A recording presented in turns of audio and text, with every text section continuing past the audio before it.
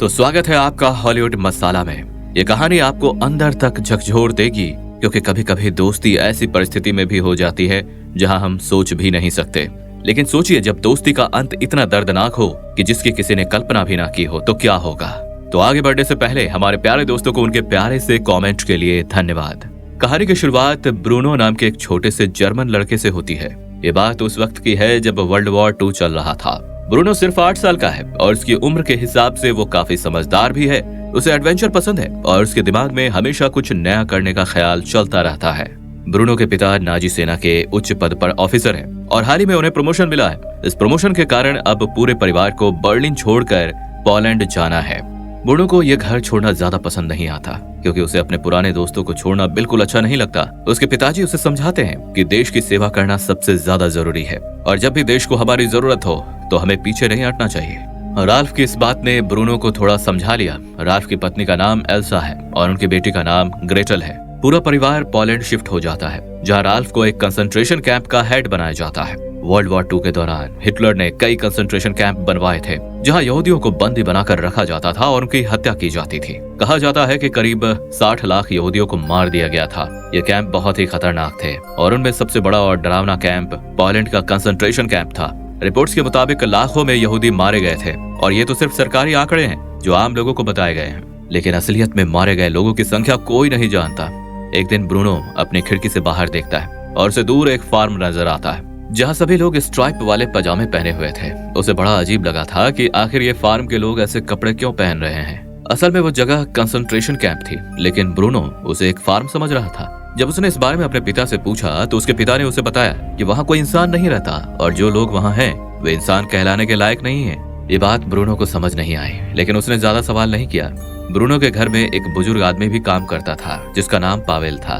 Pavel भी एक यहूदी था और वहाँ सिर्फ आलू छीलने और किचन का छोटा मोटा काम करते रहता था। एक दिन जब ब्रूनो खेलते हुए गिर गया तो पावेल ने उसकी देखभाल की और उसकी चोट पर पट्टी बांधी। ब्रूनो ने कहा कि उसे डॉक्टर के पास जाना चाहिए, लेकिन पावेल ने जवाब दिया कि इतनी छोटी चोट के लिए डॉक्टर की जरूरत नहीं है, मैंने पट्टी कर दी है, अब सब ठीक हो जाएगा। ब्रूनो को लगा कि अगर उसकी मम्मी घर पर होती तो वो उसे जरूर डॉक्टर के पास ले जाती। उसने ये बात पावेल से कही और पावेल ने बड़े शांत तरीके से जवाब दिया कि छोटी चोटें यूं ही ठीक हो जाती हैं। पावेल ने ब्रूनो से कहा कि मैं भी कभी डॉक्टर था, पर इस बात पर ब्रूनो को यकीन नहीं हुआ। उसके लिए समझना मुश्किल था कि कोई डॉक्टर यहाँ बैठकर आलू क्यों छील रहा है। पावेल की आंखें इस बात को कहते हुए नम हो गई। नाजियों ने यहूदियों को सिर्फ गुलाम बना रखा था। उनसे घर का काम कराया जाता था और जब वे काम के लायक नहीं रहते थे तो उन्हें कैंप भेज दिया जाता था, जहाँ गैस चैम्बर्स में मौत उनका इंतजार करती थी। जब एल्सा घर लौटी और उसने देखा कि पावेल ने ब्रूनो की मदद की थी तो उसने पावेल को धन्यवाद कहा। ये बहुत बड़ी बात थी, क्योंकि इससे ये साबित होता है कि राल्फ की पत्नी एल्सा दूसरों की तरह कठोर दिल की नहीं थी। उनके घर में लेफ्टिनेंट कॉटलर भी रहता था, जो राल्फ का जूनियर था और उनकी सुरक्षा के लिए वहाँ तैनात था। कॉटलर यहूदियों से गहरी नफरत करता था और उसने कई बार पावेल को तंग भी किया था। ब्रूनो उस नए घर में बहुत अकेला महसूस कर रहा था। उसके पास कोई दोस्त नहीं था और उसकी बहन भी उससे दूर होती जा रही थी। वो पहले की तरह उससे बात नहीं करती थी, बल्कि ट्यूशन के बाद वो दिनों दिन और भी कट्टरपंथी होती जा रही थी और यहूदियों के प्रति नफरत करने लगी थी।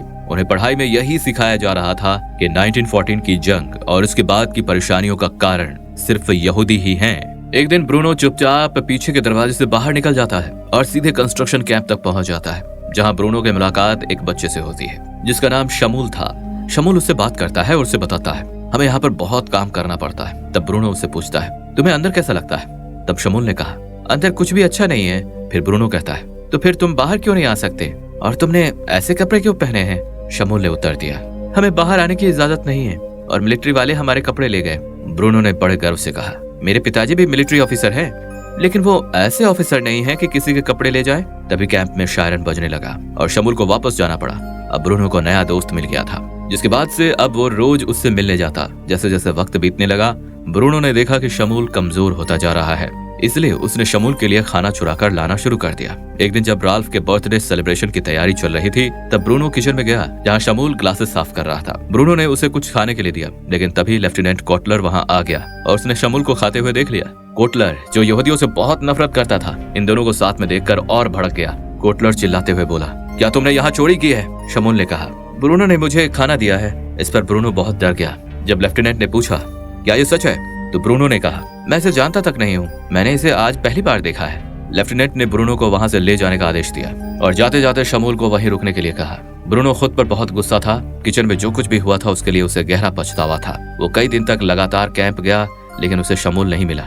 इस बीच एक दिन कोटलर की जुबान से ऐसी बात निकल गई जिससे एल्सा को पता चल गया कि उन्हें यहूदियों को कंसंट्रेशन कैंप में जिंदा जलाने का आदेश दिया गया है। एल्सा ने राल्फ से इस बारे में पूछा तो राल्फ ने कहा, यह हमारे एक मकसद का हिस्सा है और हमें यह करना ही होगा। एल्सा को यकीन नहीं हो रहा था कि वो अपने पति से इस तरह की बात सुन रही है। उसे उसमें एक हैवान नजर आ रहा था। अब एल्सा और राल्फ के बीच झगड़े होने लग गए क्योंकि वो इस सब का हिस्सा नहीं बनना चाहती थी। दूसरी ओर ब्रूनो भी शमूल से मिलने जाता रहा।